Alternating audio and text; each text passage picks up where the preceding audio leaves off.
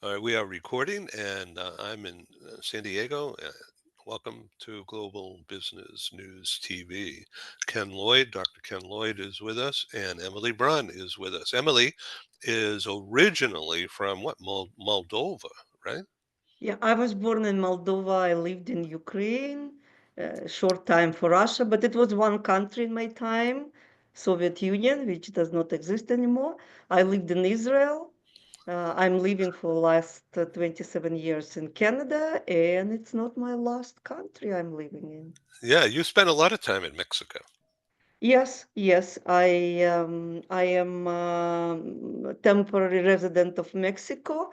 I traveled a lot and I found a lot of interesting places and passions. But actually, the main reason I was traveling in Mexico is because Mexico is the biggest country where American and Canadian expats are living. And I'm very interested in this dynamic, I would say, and many projects are built catering this particular expat communities. And Mexico, it's a huge country, but I'm also interested in working with different countries. But my direction is expat communities, people who are relocating to certain countries in Latin America and Europe, So south the of Europe. people that you are dealing with are, uh, well, say, people in our age bracket, and 50 that, plus, 50 yeah. plus, it's my kind of sweet spot, or I can tell that I identify more with this age category. I'm relocated myself several times in being in a different age and stage in 20s and 30s.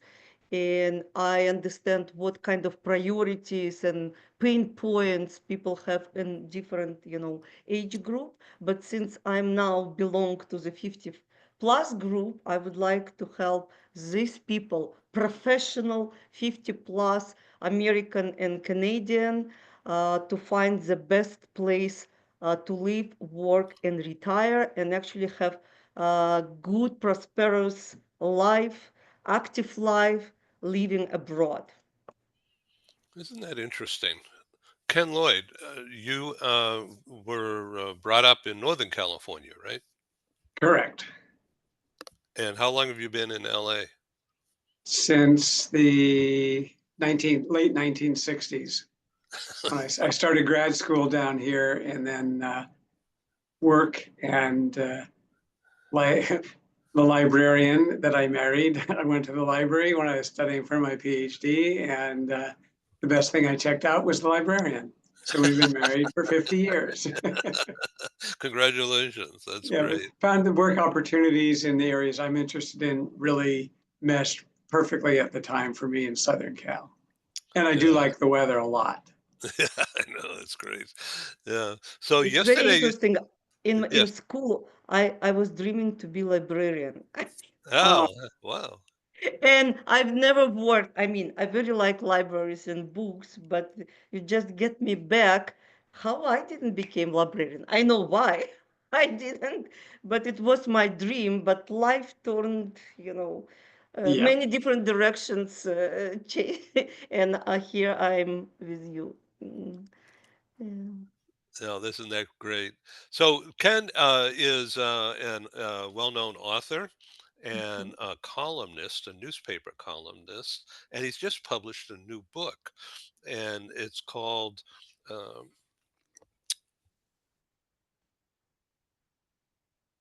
Oh, I don't see damn professional. I don't see the title. Can you read, please? it on my screen share if you'd like.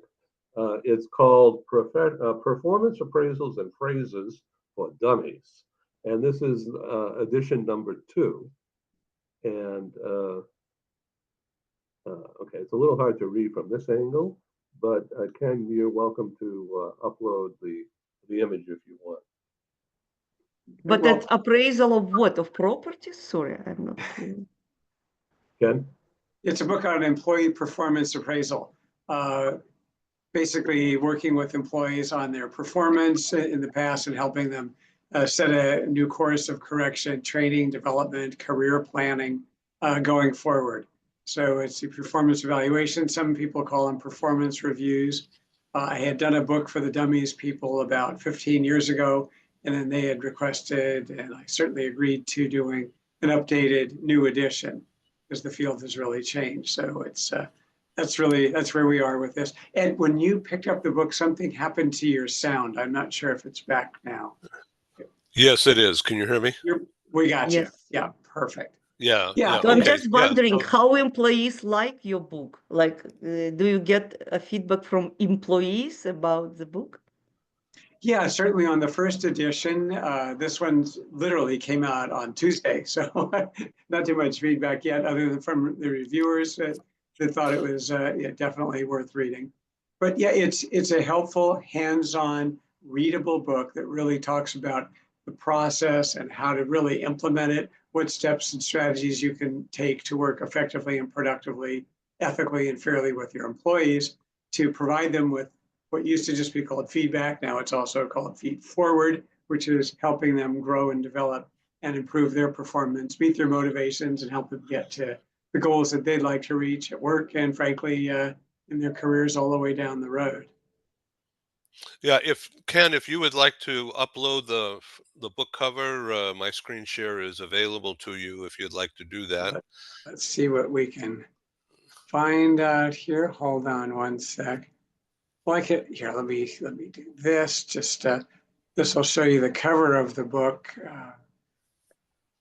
just to give you an idea. Can you see that now? Yes, it's Yeah, beautiful. Yes. It's yeah. beautiful. There's the cover, and we'll go back because that's where we're going. Hold on. Well, you touch anything, it moves. But yeah, it's as a new Dummies book. They've changed the covers a bit. They still go with their classical yellow and black, but the newer ones have some red to grab your attention that much more. And this is a book now it's available on Amazon. It's www.dummies.com as well. And yeah, early feedback. There's just a couple of reviews at this point, but they're both fives. And so I'm hoping, Emily, to answer your question, that those kinds of comments and responses will resonate and be widespread as people read the book and apply it to their jobs. You can scroll down a little bit so we could see those two explanatory slides if you'd like. There we go. Sure. Yeah, Major just improvements in performance appraisals. So this is basically in a big company environment, right? Or it could be anywhere, I not suppose. necessarily. No, small companies as well. It's always good to give employees feedback. And now with the newer approach through what's called continuous feedback, it's really where managers are making sure that they meet on a regular basis with their employees, certainly to talk about how their projects are going, but also to provide them with any guidance, training, answering their questions, helping them upskill, build their strengths and continue so that we don't have this huge gap between feedback and information training for employees and the actual evaluation. Emily, in the past, a lot of companies would essentially do these evaluations once a year, end of the year. So at I the end of the knew. year, even if I performed poorly 3 months ago, I'm not even getting full and complete feedback until months later, at which point it's rather meaningless. We know that the closer feedback is tied in with performance, the more effective it is in helping people frankly learn as well as develop and grow. So continuous feedback does that, along with other factors that then go with it in terms of two-way communication, building collaboration, building engagement with the employees by putting in a performance evaluation system, performance appraisal system that's more open and engaging and continuous. So that's really the focus of the book. It's taking these new steps. There are still formal evaluations, not once a year, perhaps twice or even quarterly, to keep those communication lines going and moving and wide open. And I'm sorry, like, did you have your own employee experience or employer based on what side or experience you created this book? Sure, sure. This comes from my academic background is with a bachelor's, master's, and PhD from UCLA, bachelor's degree from Berkeley, PhD in organizational and industrial relations at UCLA. I was with a consulting firm for many years, joined the largest manufacturer of medical apparel, and was their VP of employee planning and development. Over the years, I also taught in the MBA program at UCLA, so I did a lot of research. This is my 10th book, all of which deal with people at work, various situations in dealing with different kinds of people-related matters in the workplace. So certainly, married to a librarian, got to be a researcher as well.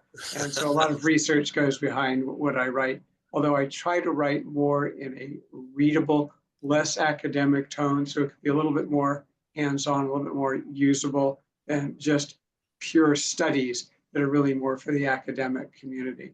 Yeah, I've worked, consulted across the US and Canada, mainly in this area of organizational behavior, organizational development, and building in these areas. Certainly done a lot of training and coaching in this area as well. So was it something I just kind of picked up, oh, maybe I should write on this? It's something I've been very involved in throughout the bulk of my career.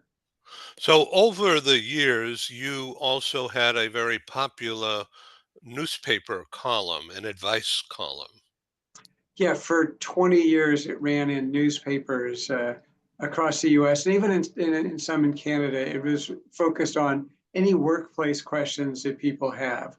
And so I would get questions, whether it's with coworkers or their policies, or I'm thinking about changing jobs, what should be on my mind. You would name it, and the questions would come in. And did that for 20 years. For 10 of those years, it was syndicated by the New York Times Syndicate. And it was a real fun thing to do. I don't do as much of that writing now. Newspaper columns are very different in this era of social media and all. It's just went quite a different route. So I'm doing less in that area, not in any newspapers at this point. Interesting. So, Emily, tell us about your podcast and about helping people step up and relocate to become an expat. Yeah, no, I just thank you, Ken, for sharing the information about your book. Telling the truth, like over my 27 or 8 years living in Canada, I was just my first work was as an employee. I am contractor, so I was working for more than 20 probably organizations, mostly government like ministries, banks, insurance companies, municipality of Toronto in Canada, and I never wanted to be part of big organization or corporation. No, I wanted at the beginning, but after spending some time and seeing how it works from inside, I was trying even a couple of times, but I understand it's not for me. And it's not that I'm not team player, and because the company environment was far away from what I wish for myself to stay for years, and it's not only me. But it's okay. I understand that new times are coming, and good that there's a new books and only later in life I found my entrepreneurial spirit. I understood that as a person who is growing, I cannot survive in a company environment, survive even. And not only me. And over the last years, kind of I'm dealing with people who get out of the companies, people who want to get, to find their own way. And it's really hard work, to start your business, to do something, to move to another country, especially after 50. And now I'm going to the topic of my podcast. So this year I launched podcast Age of Reinvention, redefined your freedom, lifestyle, and purpose at midlife. Because when you're still young, it's kind of expected that you can change your direction, profession, to learn new skills. After 50, it's became more and more challenging. Indeed. Uh, and yes, and I even reflecting my own life, which not very standard. I mean, because I had several immigrations, I moved from country to country, and I needed to start from zero in each country. Actually, zero meaning even new profession on the new language. I believe that I have a lot of observation and understanding how hard it is, but what skills people need in order to do the change. Because we live in a time when all is changing in work environments, as you notice, and there is ageism. Let's confirm it as well. And after 50, some people who are fired, they cannot find the work, and it's very hard to change actually your mindset and to find what is the next for me to do, what is my purpose now, Right. and It's an emotional hit, and recovery is very hard for some people. yes, and I decided somehow what is my in my ability understanding support people who are on the brink of changes or considering the change. And the change, I mean, after 50, it's relocation. Relocation just one aspect, which actually is a big shock. Let's be open for the personal life when you relocating and starting new chapter in new country, but it can and should be mitigated. That's why we're preparing in this time. We can connect, we can support each other, but also for people who decided to launch new business, to start a project, maybe from the passion they've had in childhood, because it's a time, as they say, 55, kind of when majority of people achieved some successes or milestone. The children are raised or they are in college. It's an empty nest kind of for some of us phase, but we feel that we overgrew whatever we did before, and probably we need to try something new. Or telling the truth, in the time of AI tools involvement, many people are and will be unemployed. And after 50, we still have, in our times and days, at least 20, 30, maybe more years of active and should be happy life if we will find new purpose. It's, sorry, my preamble. And I decided how I can support people who are looking now what to do. So I started to connect with people who make such a changes. I'm not even speaking about me. I launched my first kind of entrepreneurial venture being 55. It's not what I'm speaking about. My first company was Travel Passion. It was my side business. Even I was IT consultant in Canada. It's who I became in Canada. I never liked this work, but I did it for money, and I never wanted to be part of this performance review tradition and all these words, because I've seen how it works in reality, at least in Canada. So yes, it was my passion, and I found that I'm actually more entrepreneur. It's what I discovered in by my character probably, other than being employee. Or maybe after 50, we all kind of mature enough to do something what we like, maybe. So I'm looking for the people who already reinvented their life after 50. They became inventors, they launched companies, or maybe they've had one business and now they're doing, something else, like the next venture. People who relocated, because to relocate again, it's really you need to develop new set of skills and adjustments.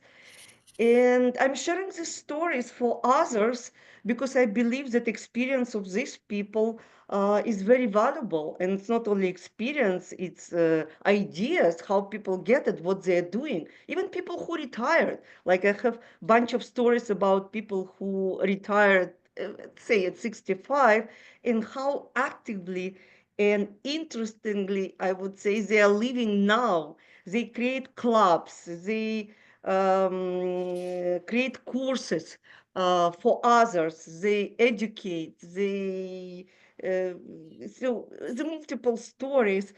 And I would like to support others by showing, look, oh, if these people can do it, like you It's can do it as well. possible. It's It's possible. not only Yeah. possible, look around. There are a lot of people Well, who I've done learn that. from such. Yeah.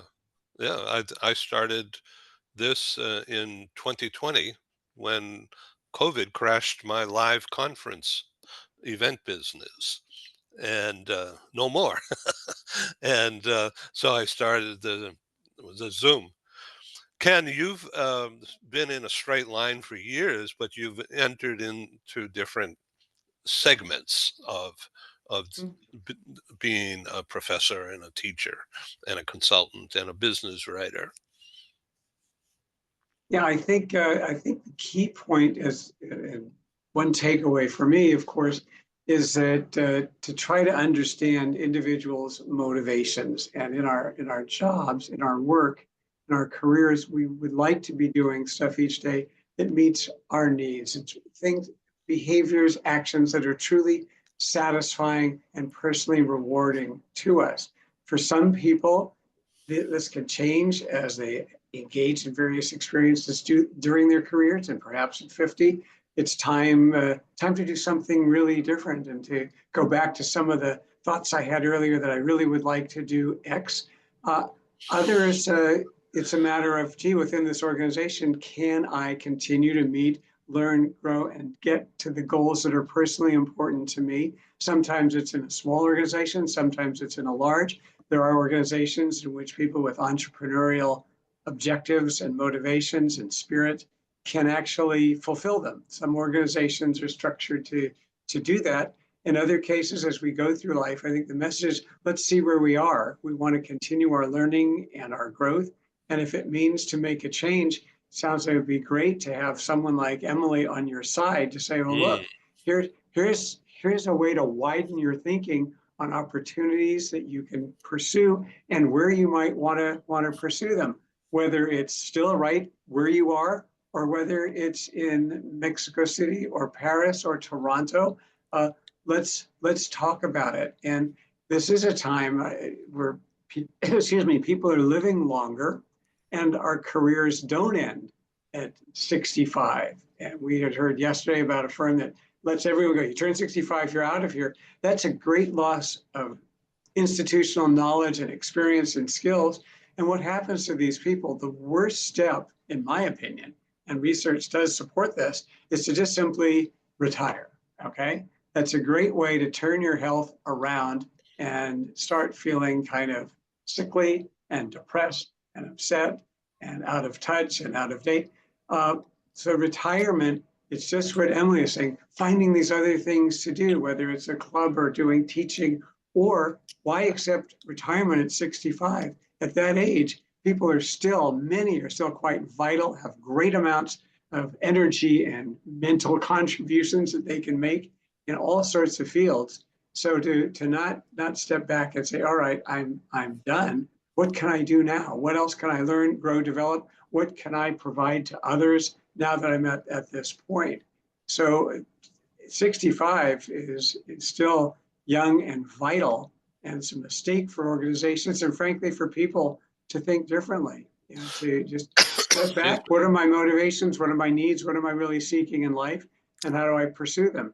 And as I said just a few minutes ago, a person like Emily can really help you in that regard. So that's kind of my big take on this.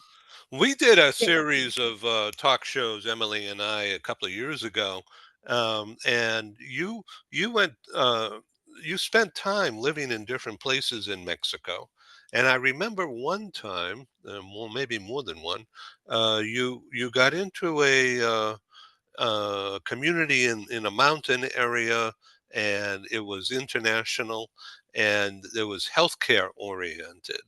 And you had introduced me to a doctor, I think, and you talked about on the program about the excellent medical care available for expats in Mexico in that particular area.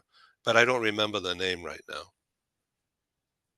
So actually, medical tourism, I can define it this way. Yes, And in yes. this case, it's not medical tourism because tourism is for people who coming in just for this like certain procedure. But I believe, like I know that medical system of Mexico, I'm speaking about private one, in my personal opinion and experience, better than the same in United States and Canada. In Canada, like I don't want to speak about even. I mean, there is a lot of professionals, and they're really advancing in many directions. The question, you need to find the good professional. But my biggest interest, actually, again, expat communities and where people are living, and people are living in different cities and different states of Mexico, and communities are different. Probably you're referring to city of Querétaro, which I so liked and selected for myself, and I was interested, and I'm still interested, by the way, in a project which are developing now in Mexico, uh, targeting English-speaking expats or people actually relocating from United States for assisted living purposes or for active retirement communities. It's what they trying to serve this kind of demographics. And I understand that majority of people who arrive to Mexico from, by the way, from Europe. There are many people who arrived from Europe as well. Mexico is still cheaper, I mean, cost of living, and even with all kind of problems, it's a good place to live, but we are all aging, and I was thinking what would be with millions of people, and most of them, like including me, or single or couples without children, when they will kind of grow older. So we need some places, we need some facilities, living places. It is still one of my interests in Mexico, development of such communities, like active living communities and assisted living communities in Mexico. And it's not only Mexico, like Panama, Colombia, Costa Rica. They have a lot of expats now coming to live and I don't know if they developing such facilities like in Mexico, because I thought it might be the hub, for people later on in life. I'm always looking forward, maybe too far away. Um, but yes, my current year project, I launched this Age of Reinvention podcast, and actually I divided it last month to the two different topics. I have Age of Reinvention, redefined your freedom, lifestyle, and purpose in midlife, and the separate topic, Age of Reinvention, eco living, and intentional communities. Because here, regardless of age of my guests, I'm looking for developers, leaders, or maybe members of eco living and intentional communities. And I know that many of such communities developing in Mexico, but not only in Mexico, in different countries, and it's part of my personal and business interest as well, because I would like to be able to learn more about such a project and navigate people to be part of this project, because they're building communities for like-minded people.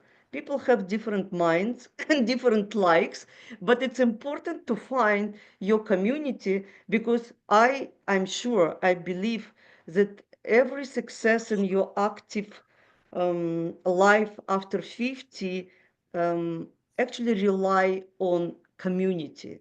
And if you relocated, it's very valuable to have supporting community of like-minded people, and not only online, which is great, but to form physical community around. Oh, and Edwin, I can tell you that there is some change in my thinking in this way. I even now including communities in United States, because before I was kind of not interested in. I know there are many communities, and I just couldn't stretch myself enough.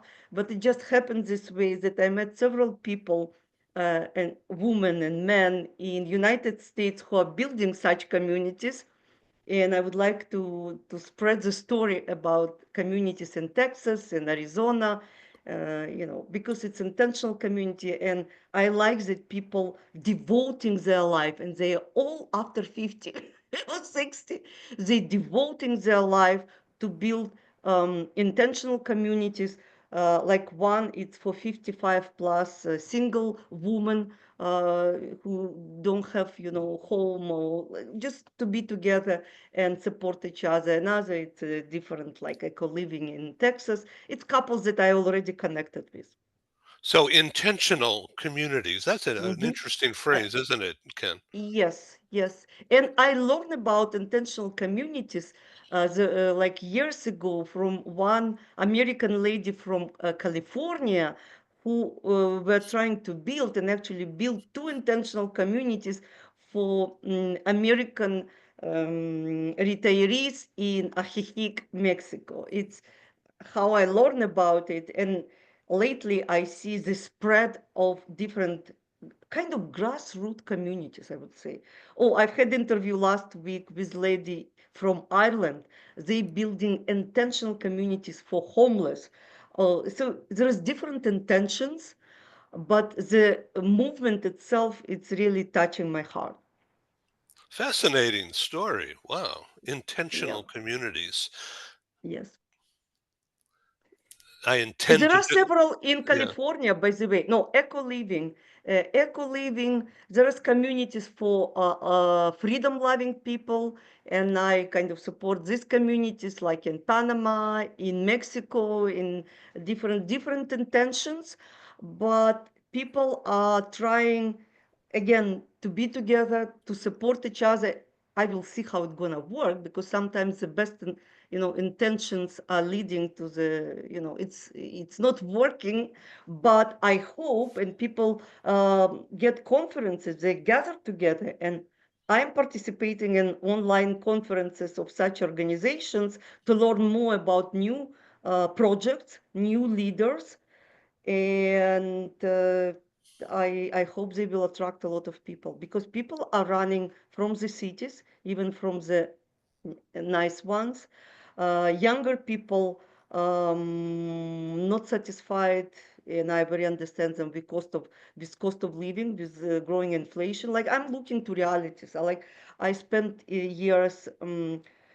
Communicating with digital nomads, it's how they name themselves, and a majority of them, like from America and Canada, it's professionals who run from corporation, from companies, from the good positions, and they want something else, and they're missing community, and I believe, and an affordable place. And it's not only place for living, it's a place to be, around like-minded people. Interesting. Thank you, Emily, for sharing so much information about yourself and about your ideas. I think uh, you have something interesting to talk about, and I value you and Thank your you. experience in doing this. You're not just thinking about it, you're doing it.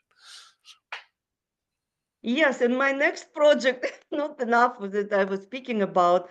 So next year, I get to the idea that in order for people not to get only information about different projects, but know better each other and find like-minded people and create connections and maybe friendship and collaboration, maybe joint venture, I'm launching next year Midlife Expat Alliance, Oh, I'm Lifestyle and Business Club.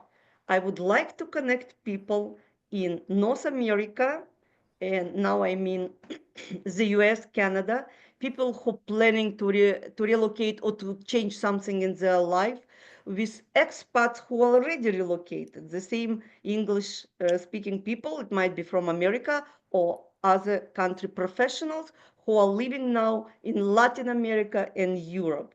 There is my next ambition and plans. How interesting.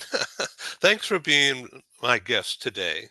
Thank As you. we come to an end of this year, I'm looking forward to the new year.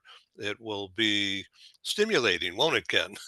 With all the changes going on. As they say, buckle your seatbelts for 2025. It's going to be quite a ride.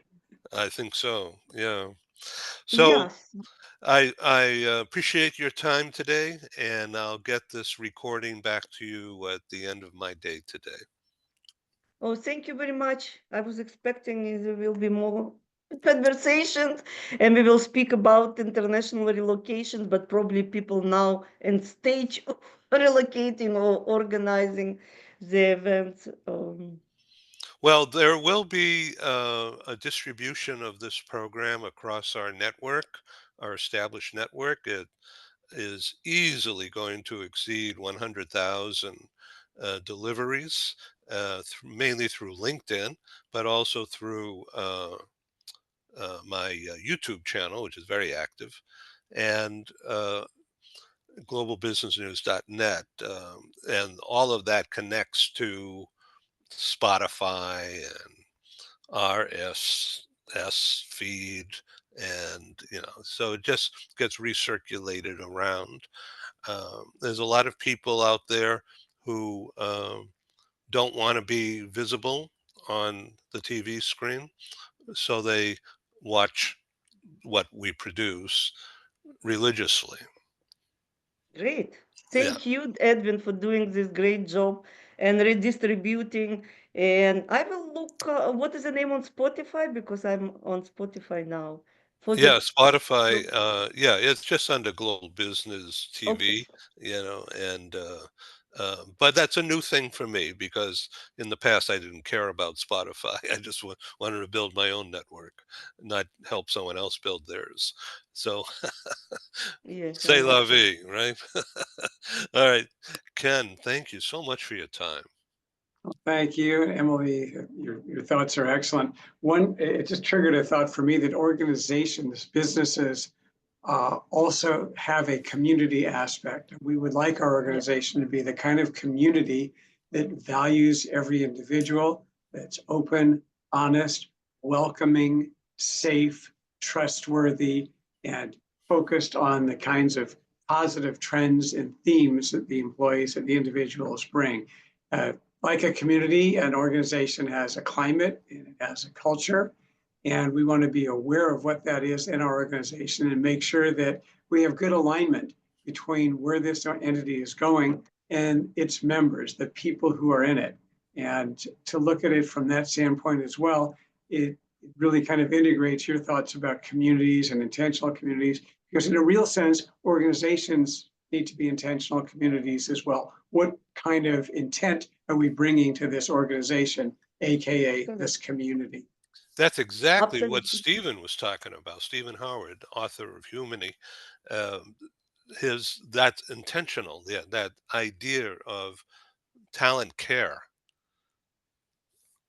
I didn't understand why it didn't happen before. Why we needed COVID, sorry, and all other changes, and probably it will be at least minimum 5 years of changes to get to this, for me, common sense, that places should be desirable and really creating communities, because it was a lot of words and still about team building, diversity, inclusion, and other socialistic ideas, but not, there is a difference between words and realities. And probably I hope it coming new generation of leaders who would understand that without a real change they will lose professionals, and not only 65 years old employees, and we still have a lot of things to reinvent and to do and to go.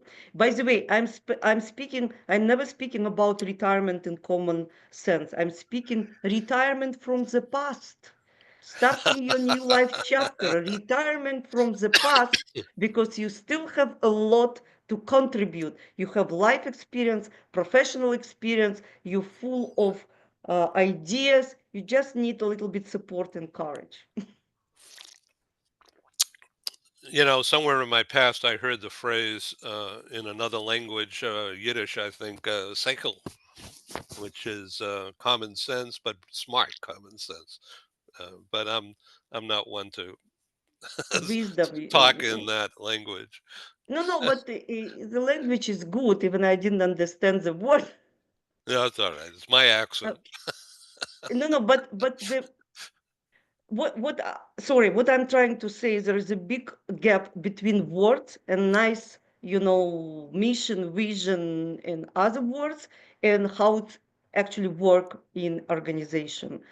Because I'm coming from the practical perspective. I mean, I've been in this organization on some of them, and I've seen how it's in reality, and I understand why actually good professional conscious people are running from what they're running from.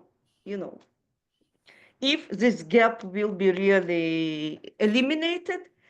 And by the way, I have a couple of employees. I mean, my virtual assistant in um, I've had in Philippines. I've had a couple of Ukrainian refugees I was supporting. I mean, they were working for me, and I don't need this book. Sorry, I mean, I don't need all this because I'm in everyday communication with my employees. And I understand that in big company you cannot do it, but it's good that, now the gap will be eliminated, and the management will think more about actually how to understand and attract employees rather just to fill some, Great. requirements. Thank you for sharing so much information. And I am I very I happy. really enjoy listening to you. Thank you so Thank you. much. All right. This is Ed signing off from San Diego. Thank you, Ken. Have a Thank great you. Thanks to weekend. both of you. Thank Emily, you. keep Good. going Merry forward. Christmas. Merry Happy Christmas. holidays, Happy everyone. holidays Oh, and be healthy. Take care. absolutely. Be well. Bye Bye bye. bye. Thank you.